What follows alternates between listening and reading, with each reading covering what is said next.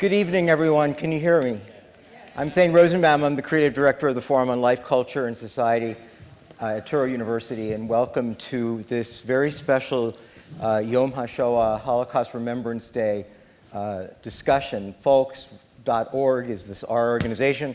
We've been around for nearly 20 years, and we've had conversations with President Clinton and Supreme Court justices and Oscar winners, Tony winners, National Book Award winners, but we've never been on a Broadway stage. So this is fun. And I don't think you guys know, but this is sort of like graduate school. So when this is over, you get like a master's degree. This is not a talkback. The minute I said talk, I heard talk, no, that's not what we do. This one, the goal is everyone leaves way smarter. Okay, so let me just introduce who we have. For those of you who haven't thought about this or haven't read any reviews, we are seeing a semi-autobiographical play about the life of Tom Stoppard, and the character of Leo Rosenbaum, Leopold, Leonard, Chamberlain. That is Stoppard. It's a fictionalization of that, and we'll get to that in a moment, but that gives you a sense of, his own sense of distance and detachment, because what's, among other things, extraordinary about Leopoldstadt is that, there were people, not many, I was one, who knew that he was a Holocaust survivor the whole time. He just never really talked about it. He didn't want to write about it. He didn't say anything about it. And if anyone asked him, he sort of fudged it, just like Leonard Rosenbaum did on stage. So it's interesting that, here he is around 80 years old, and this is, hopefully it's not his last statement. But after years of writing things like Shakespeare in Love, right? The Real Thing. For those of you who are Stoppard fans, I remember in 1984, The Real Thing, when I was a graduate student uptown, coming to see this, the hottest ticket. No one knew who Glenn Close and Jeremy Irons was. Like, just to give you a sense of perspective, like that they made their careers on early Stoppard. All right, so let's meet who we have. We have Betsy Aden, over here. Betsy plays Grandma Amelia Mertz in the opening segment of 1899. That's Betsy. We have Jenna Anger. No, Jenna Augen. Anger. How is it pronounced? Augen. Augen. Oh, I have it spelled wrong here. Sorry about that. Jenna. And Jenna was played Vilma in 1899. And she played Rose at the very end. So she's sort of like one of the stars of the show. So Jenna, you do a really good New York Jewish analyst from Greenwich Village. Very well done. And next to her is Daniel Cantor. Daniel is a very tricky guy.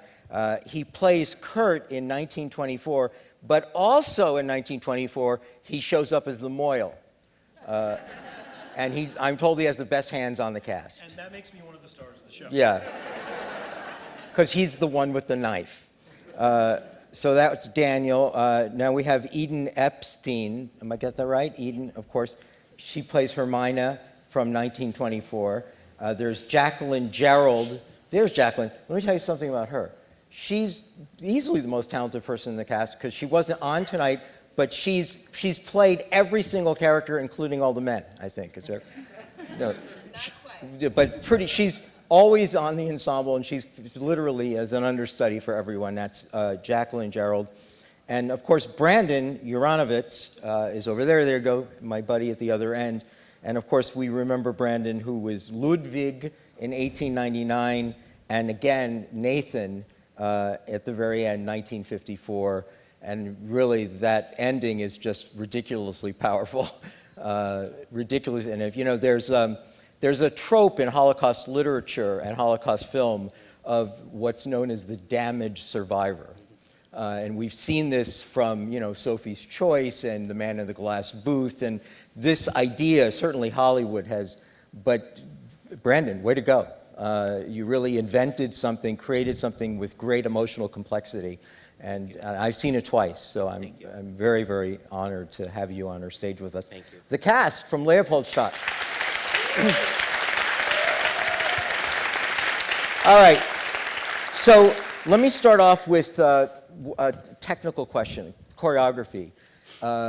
because this is just a ridiculous number of people on stage. And the people here are supposed to understand how it works, and there's a lot of movement, and I'm wondering, were there techniques, are there things that were introduced by the director to help us follow the cast, or as it is, I wrote about the play when I saw it back in October, you know, there's just so much going on, and you just sort of catch up. I'm wondering, is this something, a burden of the cast to try to somehow, in addition to showing you the family tree, performing the family tree? Anyone help us with that? Yeah, I mean, yes, clarity is always the thing, and the tree helps, but there have been efforts to try and make little subtle things, you know, the sibling dynamic between Ludwig and Hannah and Vilma at the top. Patrick, our director, was very, you know, intentional about trying to make that as clear as possible. I don't know if you've noticed, but there's some like design elements, like young Sally and young Rosa.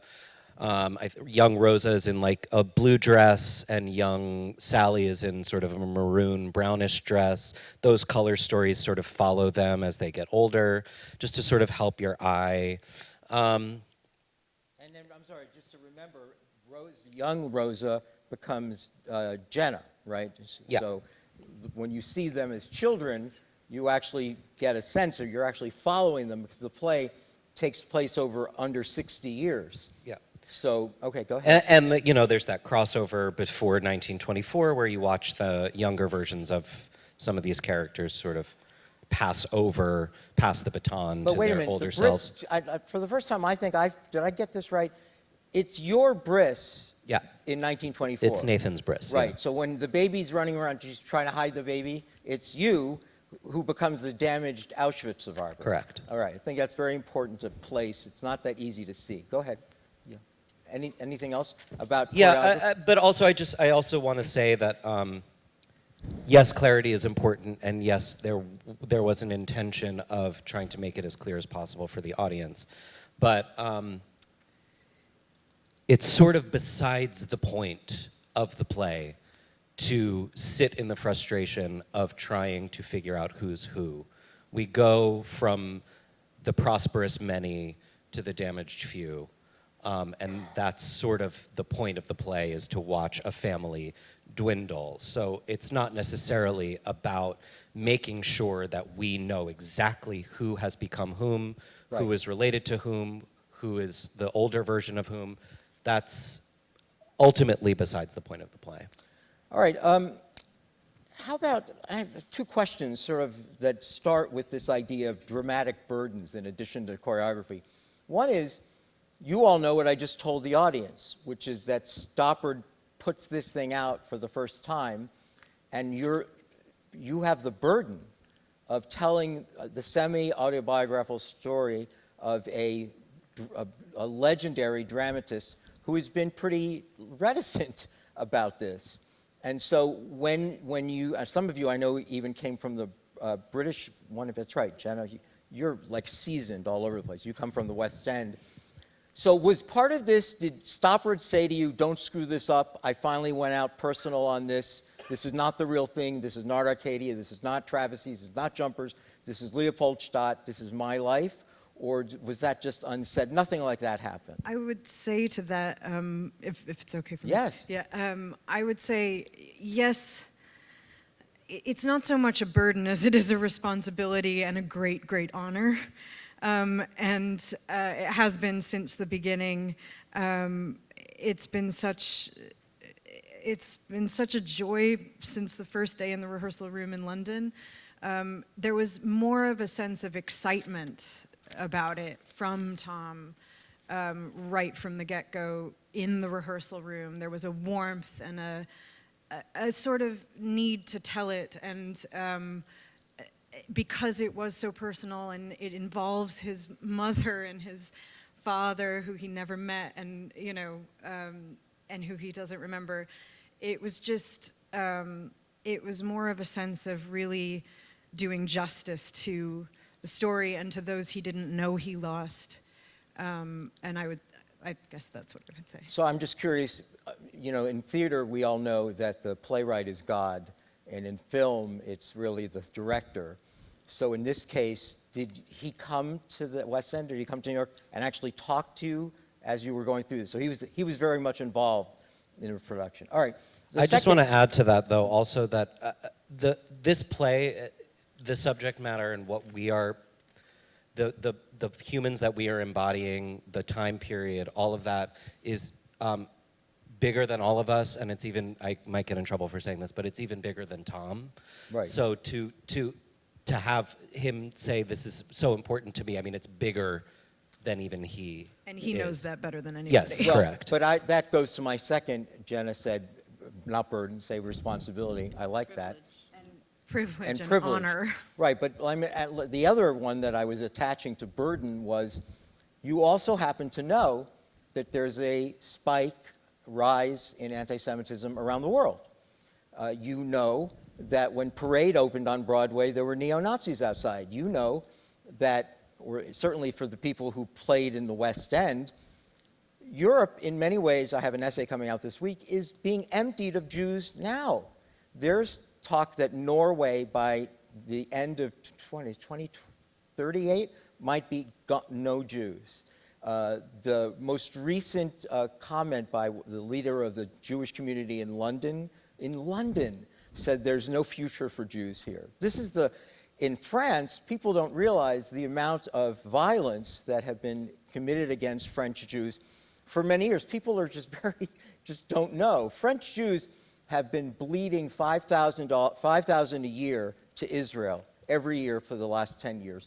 And after the kosher market attack to Charlie Hebdo, there was 15,000 Jews left France. France used to be the largest community of Jews in the world. New York is a bubble. Yes, we have Kyrie Irving and Kanye West, but that's not what the Europeans are seeing. And it's not even what the people who lived through the Tree of Life Synagogue or the Poway Synagogue in San Diego. So burden, responsibility, is there another sense, broader than that, that somehow the memory of the Holocaust is fading and there is at the same time, there's still Holocaust denial, as crazy as that sounds, and a spike in anti-Semitism? Well, it's very much why he wrote the play, largely, I would think. It's certainly connected to it. I think we're very aware of the headlines against which we're performing, and I think the play does many things. It's a complicated play. There are many themes. There's so much in it, but at least from my perspective as Rosa, and the work of the play is memory, and it's not a nostalgic work. It's an active one. The last scene deals with the activation of memory in Leo, and that's both personal, and then it expands and expands and expands throughout the scene to the very end. And so I would say never forget is very much at the core of this. And in fact, one of my final lines is, after everything that's been said, is the worst thing, the first thing I can remember is the most shameful thing that ever happened to me, the absolute worst thing. Those two words then are followed by "I forgot," are the next two words. So after this whole play, forgetting is largely placed as one of the worst things we could do. Yet, at the same time, you're part of the moment where the play ends, where we concretely hear what happened to everyone.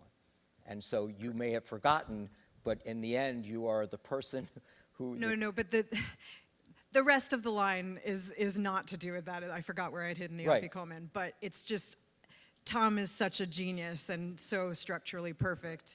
He places that very well in its context. Well, I'm saying... And then, of course, it expands to a list that goes on for 6 million people. And there was that really one moment with Leo when he introduces his mother.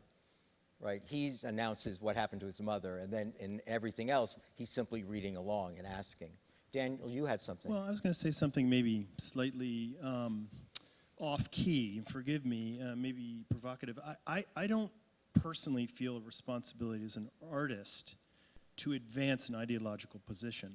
I'm not interested in that, and I think that the underlying honoring of people who were slaughtered is embedded in the play, but it's something that most people coming to the play are already ready to do.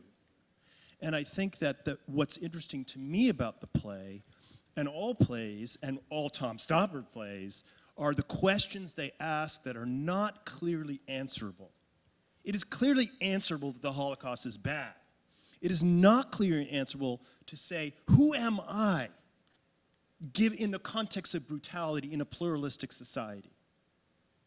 Can I be an integrated Jew? Can I not be an integrated Jew? Who am I if I lost touch with that because I went to another culture, which many of us have?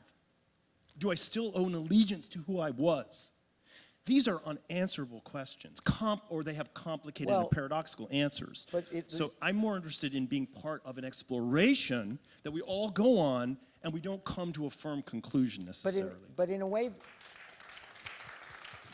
the play does have a conclusion on that, because it's not just a recitation of what happened to this family, but it's also a commentary on the illusion of inclusiveness, the elusiveness and delusion, the self-delusions of assimilation, right? I mean, and it really, I hope we all get to this, because that's really, to me, what so much of the play is. Well, but I feel I understudy Herman, so I can speak of this a little bit from thinking about it. Wait, say that again. I understudy Herman, so I think Herman, about right. this dialogue a lot in 1899. And there's a tendency to say, oh, Herman is wrong. And I don't think that he's wrong. He's only wrong about his delusion that brutality won't return. And that integration or assimilation is somehow protection against brutality. It's not. But the alternative is tribalism, which also creates violence. So again, Tom is exploring a very complicated thing where there's no easy answer. But it's more than assimilation, right? I mean, in fact, that's, I think, one of the reasons why Stoppard chose Vienna. I mean, he said publicly, well, you know, he was a Czech Jew, but let's do Vienna. There's a lot of reasons to do Vienna. Without Vienna, you don't get Sigmund Freud, you don't get Theodor Herzl, and we can talk a little bit more about that, because there's some, I know that I want to talk about, hopefully we'll talk, I picked some things up this time that I didn't notice. The play, and if Stoppard was here, I would have first said, and we don't mention the Dreyfus affair. And I'm not sure how many people in the audience know what that was, but the year before the play opens, the reason Theodor Herzl writes the book about the Jewish state is because as an Austrian, he goes to cover this trial of trumped-up charges against a French Jewish captain in the French military, Alfred Dreyfus, who is charged and imprisoned for a life sentence for giving state secrets to the Germans, even though the French government knew it was a lie. They pinned it on the Jewish captain. And the world, this was the first OJ case.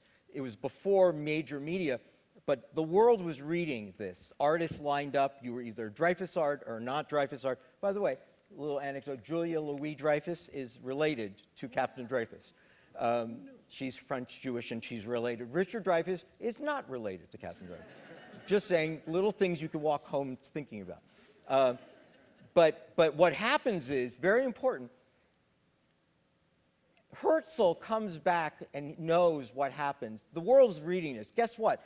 Tom doesn't introduce the French. They're talking about going to a conference, a mathematical conference in Paris, which is fascinating to me, which I missed it, because Herzl comes back from Paris and he says, holy shit, and he writes this book.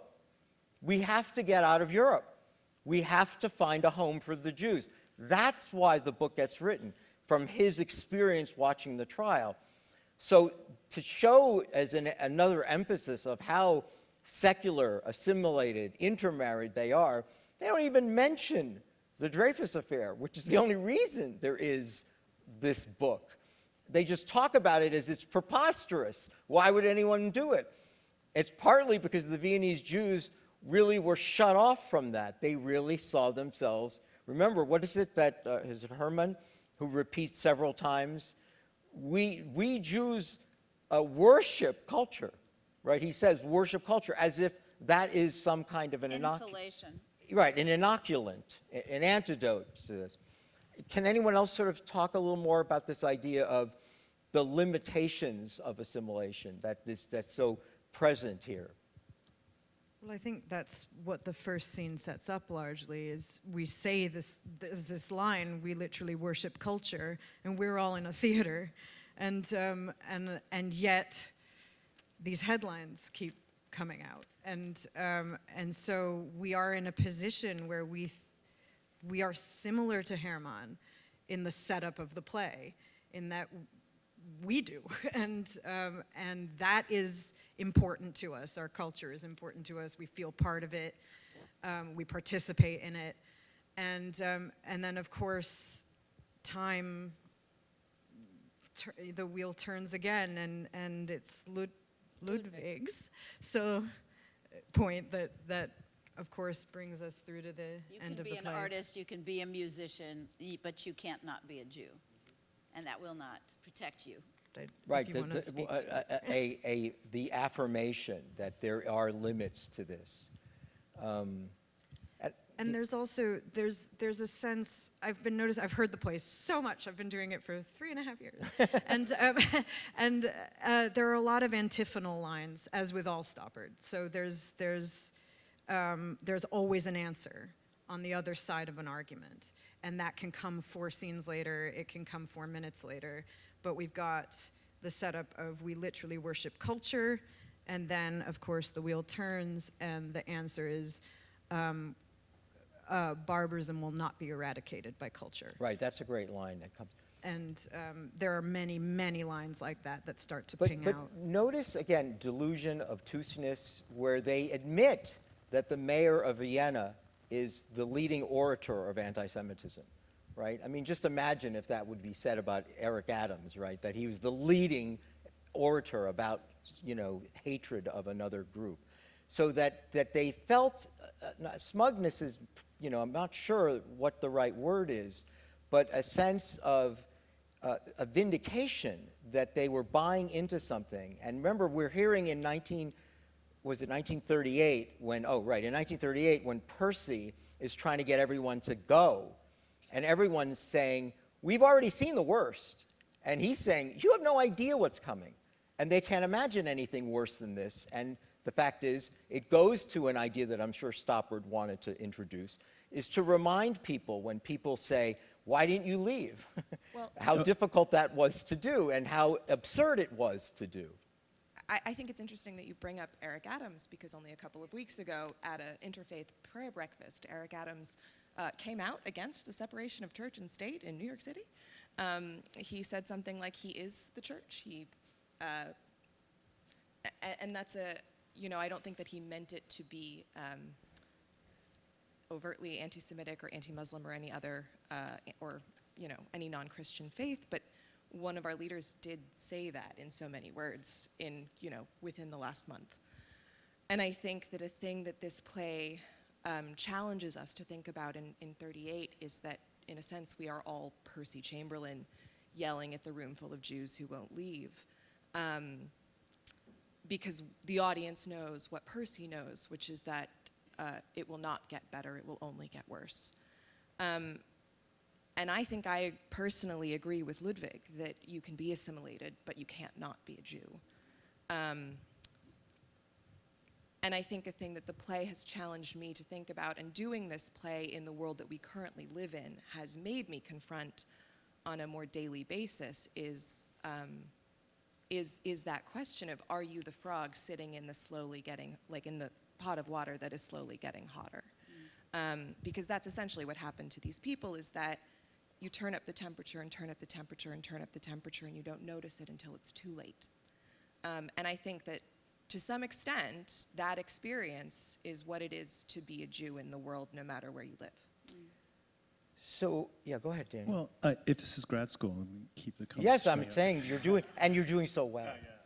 Well, it is unquestionably true that being integrated and or assimilated, they're slightly different, does not inoculate against suffering, brutality, discrimination, and prejudice. That's true. But that's not the end of that's not a conclusion, because the next question is, well, what's the alternative? Well, And is the alternative Zionism? Because this is certainly not a Zionist play. No. He takes some pains to actually have a little critical eye to that. And I think Stoppard is too great of a writer to come down with a single sort of ideological position.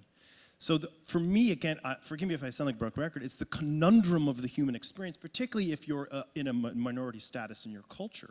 It's the conundrum of it, because pluralism, an integrated pluralistic society, is probably the best bet than everybody living in siloed tribal societies, because we know what that has led to in the world too. It's just a conundrum. Human violence is inevitable. Scapegoating is inevitable. Prejudice is inevitable. So what's the solution? I don't have the solution personally. well, let's just talk about inevitability.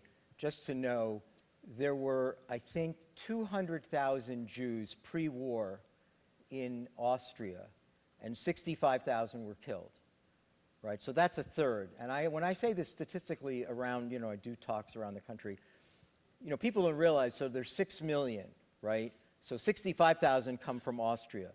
3 million are Poles, where there was no assimilation. There was no, the idea of intermarriage, assimilation, culture. Yeah, there was a Jewish Krakow community, but it was really tiny. So when you think of the Holocaust is a Polish tragedy. Half of the 6 million were Poles in a nation that didn't give anyone the sense that they were safe, or that they were inoculated, or they were integrated or assimilated, or they participated in the broader culture. Because that's the other thing that you get in the opening scene with Freud, and they mention Schnitzler, like this is classic Stoppard, throwing out like names of, in other plays, if you've seen him, Russian revolutionaries, romantic poets. You go see a Stoppard play, you walk away knowing a lot more about a lot of revolutionary politics. And in this case, he did the same thing. He drops in Schnitzler, Gustav Mahler. That's the line about the baptism, right? That he's Jewish, but he's still fresh from this baptism. Mm-hmm. Because these are all Jews, and they're all artists. And let me give you one other anecdote that I just can't resist. Billy Joel's father is a Holocaust survivor. Nobody knows this, because Billy Joel's father left the family from Long Island, and Billy Joel apparently hates him. But Billy Joel's father, talk about talent. He didn't just father that kid. He went back. He was very much in the spirit of what we saw at the end with Nathan, damaged goods. He goes back to Vienna, starts another family. That boy, Billy Joel's half-brother, is the conductor of the Viennese Philharmonic. I know. How is that possible, right? And he married Dreyfus's granddaughter. Right. So just to give you a sense of who these people were and what they believed in, who they were. And guess what? Why would Billy Joel's father leave Long Island to go back to that? Right? So I thought it was that great line when Nathan says, I had forgotten that Nathan was in City College. I forgot that he goes back. And that's interesting, because Leo's going, why are you here? And you do such a good job, Brandon, of like making it seem like I don't have a really good answer for why I'm here. I'm just here. Yeah. What about something that Jacqueline said I want to pick up on, and I hope that you'll all jump in on this. This play is just screaming for the audience to stand up and say, get out of there, right? The premonitions, because everyone here knows. It's something Jacqueline said. The audience knows what's going on. And it reminds me of that old Delmore Schwartz short story in Dreams Begin Responsibility, where a guy gets up and he sees the movie of his parents and he starts screaming at the projector, don't get married, you're going to have a terrible life and your children are going to hate you, right? And it had that same potential here, because it's the tension in the room of knowing. I wonder how that plays up here, that the audience is in on something that you're not in on, except for Percy. Yes, let's hear from you. I think Eden. that the most important thing, I'm sort of actually outside of this experience because Hermina is sort of in a vegetative state. She's very, very depressed and has sort of lost hope in all facets of her life. But I think that everyone else on stage has to have hope. And so it's really important, and I remember in rehearsals, Patrick being adamant that we not play the end, that we don't know what's going to happen to us, that we have a history of, you know, our grandma having to walk from Kiev to Lvov Yeah. after her village was burned down, that there's this resiliency that's innate to our family history, and that we've had bad things. We've been in the ghettos, you know. We haven't, but our ancestors have. And so there's a sense of you have to sort of be in a state of denial and true hope so that the audience can experience the devastation, otherwise it doesn't work. Yeah, but you know, here's what I would say to that. That history has really very little to do with the characters that you portray, because the experience that Jews had, you know, again, let's not confuse the Viennese Jews that are portrayed here with the Polish Jews, or for that matter, the Ukrainian Jews in Fiddler on the Roof, right? People forget Fiddler on the Roof is in the Pale of Settlement. That's what that is. And at the end of Fiddler on the Roof, they're out of there. They're gone. They're going to Chicago and to New York. That's how that play ends. The Viennese, I think, like the Berlin Jews, they believe, they have reason to believe that this is not going to be them. They have reason to believe. The Berlin Jews, there were Jews that served in World War I and received medals. They're saying, they would never do this to us. We fought for Berlin. That was what was so interesting about scene 2, where we learn that Paulie, who wants to be a soldier, he dies in World War I. And we learn that, Jacob loses his arm in World War I. You know, so you see the sacrifice. These people are patriots. You know, they're not like the Ukrainians. So when we're describing walking from Lvov to... It's our grandma. Yeah, no, but I'm saying Yeah. that's how their history... But the younger ones, like the Mertzes, you know, they own factories. No, I think that there's a real obsession with self-invention and desire to not be defined by Jewish identity for a lot of characters in this play. Definitely my character, I think, struggles with that in a similar way that Hermann does. And there's sort of internalized anti-Semitism that maybe creates a sense of denial and makes you not sort of want to look at how dire things could be. So I like that. I hadn't thought about the word denial. Well, Do you because all think that that's partly what's happening, that it's not like the way I described it, that they're indifferent and obtuse? They know. They just don't. They know. They're not stupid. They know. Yeah, but I think that denial is directly correlated to the assimilation question. And I think what we're witnessing is that assimilation, this question of assimilation, is actually a tool of white supremacy to disarm us, to force us to let our guards down. And so you're seeing a family with our guard down because we think we have successfully assimilated. And denial, and I think, goes hand in hand with that question of assimilation, but it is ultimately a tool of the oppressor to make us vulnerable. I mean, what's better? We're playing right into their hand. We stay, they murder us. Right. There's also a sense, I always think about this and what we've been saying just now in terms of the title. It's, you know, we begin on the Ringstrasse, right opposite the Staatsoper, where, you know, we're out of Leopoldstadt. Hermann has lines about, if you lived in Vienna, you lived in Leopoldstadt. You wore a yellow patch and stepped off the pavement to make way for an Austrian. It's happened in one lifetime. And so there is this sense of a false sense of progress and within that assimilation. But by the end of the play, Sally asks Hermann, where will we go? And he has a one-word answer to that, which is Leopoldstadt. You don't if, you know, it's Ludwig's line of, he can't not be a Jew. Right. And it's this, it goes straight back to that no matter what, you're gonna go, this cycle could, I say could because I hope it doesn't, continue and continue and continue, and you never get out of that Well, definition. I love that point. What I added, one word that you don't hear in the play ever, but it's implicit in what you just said, and you can see it from the way the curtain comes down on it. You know, we don't hear the word ghetto.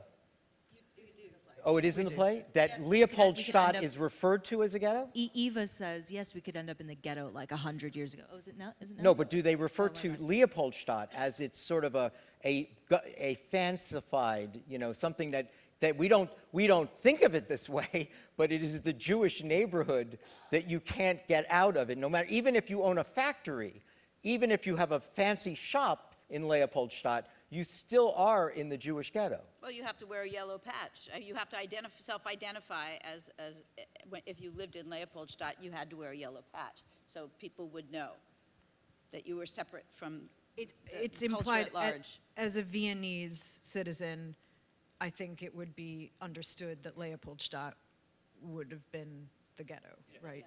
But were there restrictions on moving to a nice neighborhood outside of Vienna that wasn't Leopoldstadt? When Franz Prior to Franz Joseph. Franz Prior to Franz Joseph Joseph, yes. emancipated the His Jews, apparently. in time for us to grow up with the same rights But as not in everyone else. 1899. They could have lived anywhere. Yes, they could live anywhere in 89. That's the point I'm making. That at that point, where that sense of why would we move to a Theodore Herzl fiction of state, we love it here. We are Viennese. They could have moved anywhere, but they're not. They're in But they Leopoldstadt. couldn't have like No, they're not. 30 They're on years the prior. Ringstrasse. Oh, they're right. They're actually not They're even out there, of it. which is the idea that That's the point. they re-enter the ghetto, which is Right. what you were saying before. That's what I was. I want to talk a little about and you might love this part, which is the difference between trying to tell a story of atrocity on stage versus film. Because you're actors, and Hollywood, I was in a documentary years ago called Hollywood and the Holocaust about the way in which Hollywood has dealt with it. You know, Hollywood, even with the Holocaust, makes Hollywood movies. This is not your grandmother's Schindler's List. This is Leopoldstadt. This is bleaker, darker. It's that last act is devastating in a way that Schindler's List, at the end, it's life-affirming. You have the sense of rescue, right? That there's the continuity of the Jewish people. We've seen this in film. We don't see, it does seem that there's something about theater that doesn't, it's unforgiving, right? That in a way it's more honest than what you would normally see, I think, in film. It's more Jewish. It's more Jewish. It's more Jewish. I mean, I think. Wait, no. we're about to say the Tell same me thing. what you mean. You No, think well, the audience is more Jewish? Christian stories Are meant- typically are meant to end, Uplift. I see. And be redemptive. and be redemptive. In- Jewish stories. End. Yeah, but no. There's a writer named Dara Horn who wrote a fantastic book of essays, which everyone should read if you haven't read it yet, called People Love Dead Jews. It's British, right? No, she lives in New Jersey. Close. She's a professor at Princeton. It's a book of essays. She lives in New Jersey. Yes. Her name is Dara Horn. The book is called People Love Dead Jews. It's a collection of essays. It's revelatory, and you should read it if you haven't. But she talks about the difference between Jewish narratives and Jewish narratives from our storytelling culture all the way back to the desert, and more Christian, Western traditional narratives, which are meant to instruct, meant to uplift, and meant to teach you a lesson and move you forward in your day, whereas Jewish narratives are often much less traditionally satisfying in that they end, often without explanation and without catharsis. And she, in this book, People Love Dead Jews, talk about how the Holocaust has become a Christianized narrative where it exists to make people feel uplifted or to make people feel saved. She talks a lot about the insistence on focusing on, oh God, what's the word I'm looking for? Righteous Gentiles. And the insistence on telling those stories when in fact those are a statistical anomaly of people. Most people were not righteous Gentiles, but those are the stories we hear. We hear the stories about Anne Frank, who says, after all of this, I still believe fundamentally that people are good. Rather than She was hearing... 14. She was No, 14. no. But rather than hearing about... there are memoirs of people who were in Auschwitz, and those are not the books that we Yeah, read. But well- I'd like to address the thing you brought up, which is about why our films don't have the impact that plays do. And many of the Holocaust films, the mass of Jews is is almost abstracted by the fact that it's a mass. When you tell a story with characters and plays, and you get to know who these people are individually, and then you watch their children and their grandchildren, and the last name in the play is Heine, who is the my great-great-grandson. So, in fact, one of the Heines asked me the other day, when he first came on, he goes, "How am I related to you?" And I said, "You're my daughter's husband's sister's grandson." I mean, and I realized what an intelligent question it was for a young child to ask, but I think that's why the play has an impact, because you watch it hit a particular family. It's not this sea of humanity. But It's I thought you were specific. saying, I thought you were also saying intimacy, that the theater offers that in a way that, right, that there's a close proximity to this. Is that what you're saying as well, or not really? Well, that goes without saying, Okay, I think. I just- Yeah, I think so. Theater always is more intimate than a movie, because you can, it's people are doing it in real time and breathing in front of you, and they might swallow, and they hadn't swallowed that way before. I mean, every night is a little bit different. Each audience is completely its own animal. I also Daniel, think it's but- probably more bleak here because so much of the experience of the Holocaust and the atrocities are in the audience's imagination. It's all sort of talked about.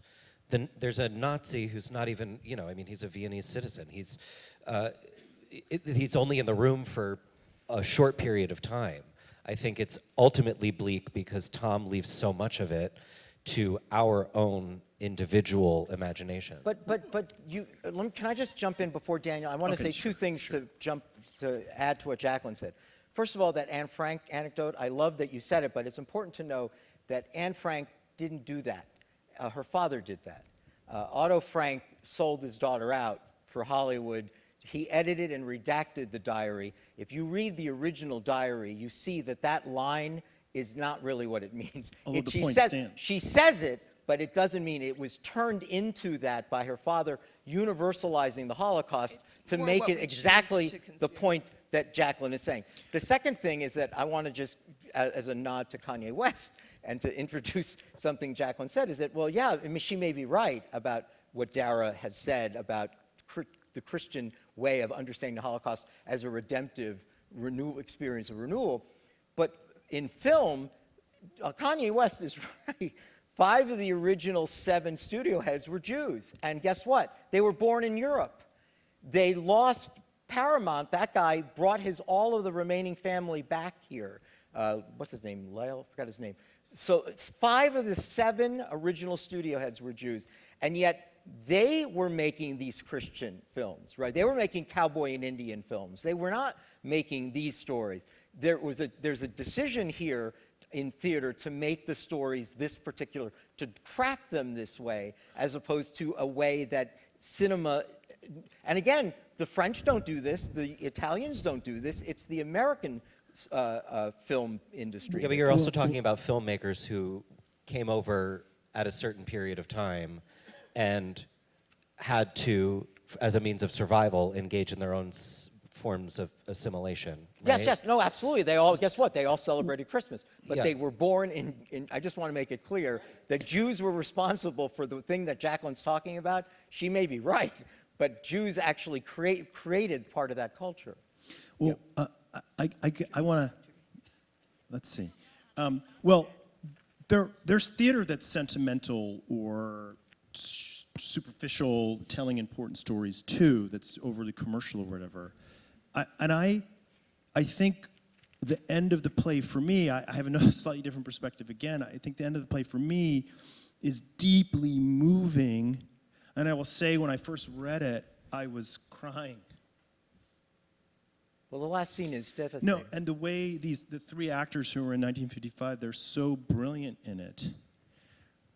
Well, But hold on, I would just say that I think, forgive me if this is not quite the right word, I think it is deeply beautiful, the end.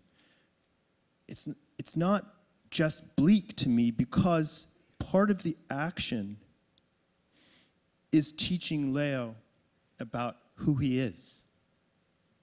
Who It's wrote not the play. just, this was terrible. It's an act of connecting to him. And Jenna, say that And again. What you Who just- wrote the play? The guy who actually And it's an wrote it. act of us connecting with these people we've seen and honoring their lives. And I will say something more general, which is Patrick Marber said this in rehearsal, and I think this is true, that most great plays, embedded in them is a recognition of our mortality. So there's that too. We sit, and after the last Auschwitz, you hear a clock, tick, tick, Yeah. tick, tick. And it's just about the passage of life too. So I see it as profound, the end. I don't see it simply as bleak. I see it as a very symphonic chord with a lot of things Brandon, happening. the moment when you spin Leo around is just, that it's like a dance. When you turn him around and you're facing, like, do you remember being here? I don't know if that's the director who did that, but that moment is really just wonderful, because there it is. They're looking in the perspective that we're looking at it, because your backs are to the audience. Yeah, that was me. I mean, Good. The spin actually was Patrick. But I had an impulse in rehearsal one day to go and grab him and I love just that. turn him around. And I mean, I'm just desperate. I mean, I sort of going off of what Dan was saying, the end is, trying to connect to Leo and get him to remember. But for Rosa and for Nathan too, it's about connecting with anyone who's still remaining and desperately needing to love him. I know. As opposed to just teaching him and getting him to remember. It's teaching myself that there's this person here that is my family, there's something that else, I one do second. need to love. But right, before Jen, I just want to add something that Brandon does, which is that, and I guess this you could say is Stoppard, right? That there is the push-pull, that he's pissed off, and yet he knows that he has to bring him along. That's the scene Right? for Nathan. And same thing with Rosa. At first she's very sympathetic, and then she just runs away, and then she comes back, as if to say, some of this is so overwhelming emotionally, and I'm rejecting your ignorance and your indifference, but I'm ultimately coming back to you. She doesn't run away. She runs off because she has to write down this Yeah. family tree for him. And what I would add and carry on with from Brandon's point is, I really want to talk about love, because this is a family. And these were all families. And for me, the thing that actually drives it most is actually the love for her family. And I think it is for a lot of us. It's the word I say at the end of 1899 that is which is how you carry it through. Family is as Rosa. repeated throughout the play. And I would just say that for all the horror and grief and terror of history, the thing that endures is love. And that's really what's, for me, at the heart of this play. And I think Tom. We're going to stop soon. I have one question, last sort of last question that we can explore about the ending also, which is that someone called me and said, I'm not coming to this because I've already seen it. And he said, would love to hear the conversation, but that ending upsets me because I just don't like what Stoppard did with himself. And it is an interesting point. It's a very, the portrait of Leo is very unflattering. You know, it's a very unflattering because, you know, Stoppard in the 1960s does write satirical, you know, Rosencrantz and Guildenstern are both dead. The early Stoppard things are comic, right? And so, you know, he says, I wrote these 2 jokey books. I don't even know if they're funny, right? And he says something about, he doesn't say tragic irony, or he says, what is it about my being Jewish what's the line he uses? Exotic fact. Yeah. My being Jewish is nothing but an exotic fact. I thought that was a very complicated line. But the point is he doesn't get it, and by the end of the scene, he does. And it's something that's very true to him and to his experience. He was rehearsing Arcadia at the National Theatre, and his cousin Sarka Gauglitz was there with him, and he asked these questions, and he said, wait, so how Jewish were we? And she went, you were completely Jewish. and he asked again, and she turned a napkin, I guess, round and wrote out the family tree and told him where they'd all perished. And so that's very much what did happen with him. So let me just ask this. I mean, you've probably seen as much as you can of Stoppard, have read. I've seen a lot. I think Only Jumpers is all that I haven't seen, I think. But now that we've seen this, and now that you just said what you just said about, well, that was sort of his own experience, can we say that Stoppard, the man and the playwright, was profoundly shaped by even the things that he wasn't in touch with? That this somehow was in him, not just this play, but all the plays arise out of this, you know, orphan self. You know, he does, you know, his mother marries a British soldier in India. It's different, I know. It's different. His mother's in India. That's how she escapes. His father's killed. And then he and his brother are taken. And then the next thing you know, they're Stoppards. And remember, this is a Shakespearean scholar. This is a guy that knows Shakespeare as well as anyone. No one can out-British Stoppard until we see this, right? And then we wonder, wait a minute, that's the guy that taught us about Russian revolutionaries and romantic poets and Shakespeare, is a Holocaust survivor who at 8 years old ended up in boarding schools? I'm just wondering, do you have a sense that, you know, there is the mystical quality of an atrocity, that it can shape you in ways that are, even if you're not in touch with it, it's just, it manifests itself? I would attribute more to the most deeply curious mind than necessarily, I mean, you'd have to put him on the couch, and I doubt at 84 he wants to be on the couch. But I think a deeply curious mind is a Jewish cook anyway. You know, whether he's acknowledged about it or not doesn't matter. He's produced, you know, the greatest dramatic literature of the 20th and 21st century, so. Questions of identity and of nature and nurture are at the heart of the play. The entire play arises from a question mark. So it's an attempt to explore and realize those connections and his, I guess, connection to that history.